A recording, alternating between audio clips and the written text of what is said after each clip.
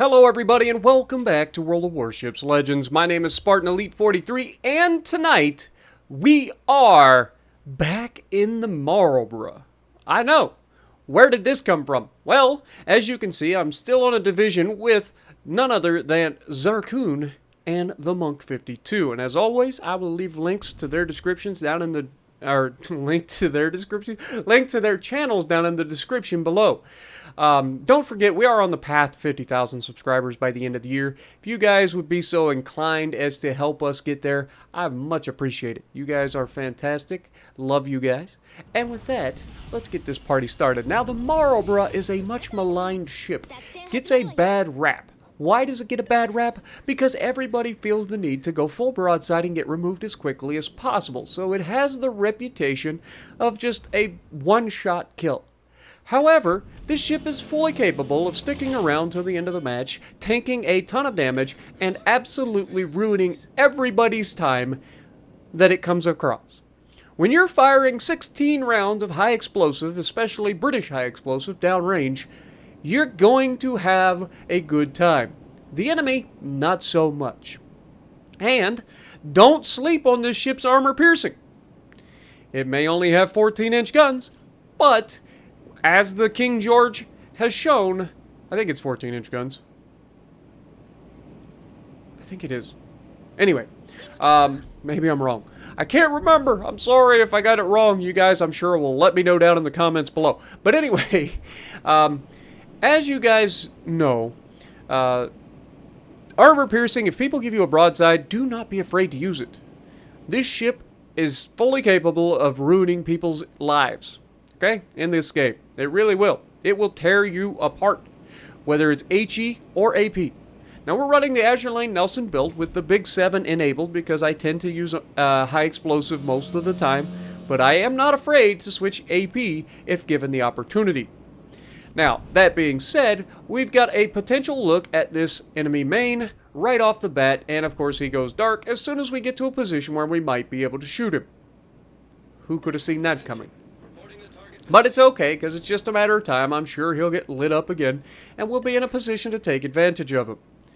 Now here you can see we get around the corner. Musashi actually gets spotted. So we're going to go ahead and start the barbecue on the Musashi and get this game started off with an absolute doozy salvo.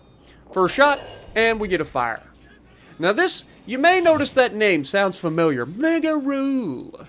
As you guys may know, Mega watches the channel, and he just happened to get into these games. Now remember, this is a game taken from the stream where I joined Zarkun and the Monk on the Monk stream. So that's why we're in a division. I know we don't division much, but we do get a fire here on the main in our second salvo. So two shots in, 2 fires, you gotta love it. Now, obviously, nobody wants to put out a single fire, right? So we take another shot here at the main. We're trying to get some more shots downrange. We're trying to get those fires. It looks like he's got a double fire. And then we get another fire on him. And he's going to let that now. He's got 3 fires, and there's the damage con. So yeah, he's going to try to reset his damage control. We don't have a chance to keep shooting him, but we are still getting the fire burning on Mega. Now, if you look to the left, we have a battleship out here. It is another main, and it is Alaska. Now, there is a second cruiser out here, and it just happens to be a second super cruiser out here, which I believe is an A-gear. So we have a lot of potential damage against us. Plus, there's a destroyer here. So we don't want to just go barreling around the corner. Remember, we said that this thing, if it comes around broadside, it is easy citadel, easy dev strikes for most ships that it's going to be fighting at these tiers. Super cruisers are no exception. They will absolutely pummel you if given the opportunity. So we hold fast. We are holding this left side, trying to figure out where we can be really effective. I was expecting Mega to come over here to support this side. As you can see, he was kind of rotating this direction. And I'm not going to lie, I was begging. I was like, please, God, don't let this Yami come around, or this Musashi come around the corner on me. I am going to be absolutely brutalized if that's what happens. But here you see the Jaeger, but of course, main is the low health target. Let's get this guns off the board. Anytime you get a chance to knock out 10 guns, you gotta take it, right? So we take the first shot, and of course this is the one we don't get the fire on. he gets to fire at us and doesn't manage to take us out. But we have him low health. He's not going to be able to get away. This is an easy kill, and as soon as we get loaded, we should be able to finish him off. Now, we haven't had a chance really to use armor piercing just yet, but as you can see, Alaska is right there, kind of begging for it. We finish off the main, and now we're in a situation where we could potentially think about rushing out to help with these cruisers. Now, initially, the Alaska is angled away. The Aegir is angled away as well. So we're going to keep the HE loaded for now. Remember, we don't overmatch these guys. So we are going to have to make sure that we get as much damage as possible per salvo. Alaska is angled away as we expected. We fire a full broadside, 16 guns downrange, and we slap the crap out of his superstructure. Over 10,000 damage, but no fire. Dude just gets lucky. Enemy Schlieffen has just decided to rush our team on the backside of the island, and the destroyer is helping him. So it's up to me to tank the damage from these supercruisers while putting down effective fire downrange. Now here, we have the shot at the Alaska, and I see the Aegir is over-angled.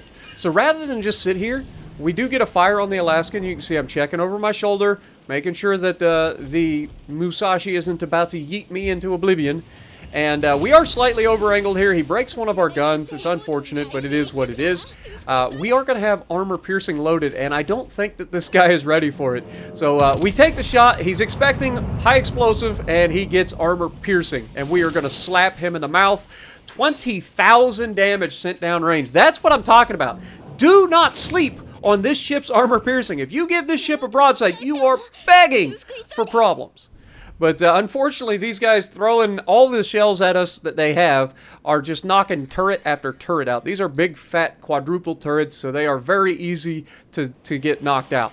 And then they get another fire on us. Again, not the big a deal. We get all the heals in the world, and they're British heals, so we're pretty solid in terms of being able to take fire damage. It's really not that big a deal. Plus, we run Fight Fire with Fire, which got that buff. So here, we get a double fire off of 2 shells hitting the target. Sometimes you just get lucky. But he immediately damage cons that, as you'd expect.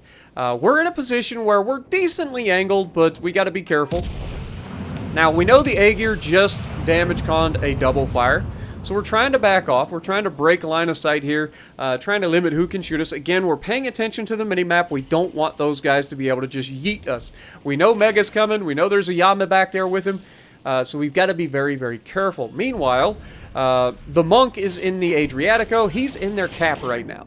He's harassing those guys. He's spotting them, keeping them in a position where Zarkun and his Drake and the other guys on the other side of the map have moved forward. And so us holding this side for as long as we have allowed our team to push forward against and use that overwhelming firepower.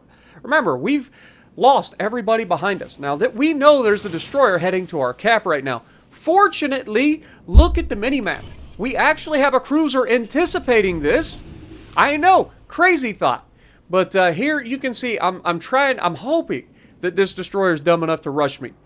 I figured he was probably going to the bay, or to the, what do you call it, the base. But look at the cruiser already preemptively going back to defend the cap. You'll love to see that. Like, that is such a rare thing to see in this game. People paying attention to the minimap and anticipating what the enemy is going to do. So, now that I see that, you can see I'm in a position where I could potentially help with this destroyer if needed. So when this destroyer spots us here, you can see I'm in a position where if he does rush us, I can be relatively able to dodge. Probably not going to dodge perfectly, but despite us being in a fight with the Alaska and the Aegir and the main, we have managed to hold on to a lot of our hit points. Using our damage controls effectively, using our heals effectively, we're still at over 50,000 damage, or 50,000 hit points late in this game. Now that I realize that the destroyer is definitely not coming, I've decided it's time to re-engage the cruisers. I don't want these guys focusing my team down. You can see torpedoes coming at the middle of the map. Not intended for me, obviously. But soon enough, the destroyer is going to get into the cap with the enemy, or with our friendly Des Moines. And that's going to end up being problematic for him. But as you can see, we've got the Aegir out here. We're going to go ahead and take that shot. He was still spotted just momentarily, so these shells should be relatively accurate. And anything that we get out of it potentially going to give us some fires, but we actually don't get a fire. But once again, we load up the AP hoping that we get this guy. And you can see he's turning broadside to us right now.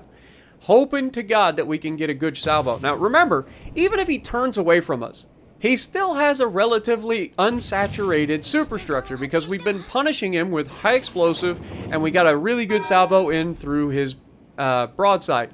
So here, we're going to aim high with armor piercing loaded, knowing that we don't overmatch.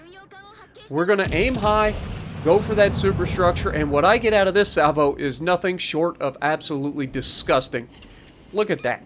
Over 16,000 damage with these tiny little pea shooters. Again, proving that if you just throw enough stuff downrange, some of it's going to stick, right?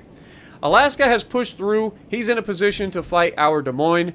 Aegir has no hit points left. He turns in full broadside. We give him the HE. We know he's not going to live. Like, that's just GG. You're done. We get the fire, and that should be a wrap for him. Monk was actually thinking about shooting him, and he's not the only one. The rest of the team took a shot at him too for some reason.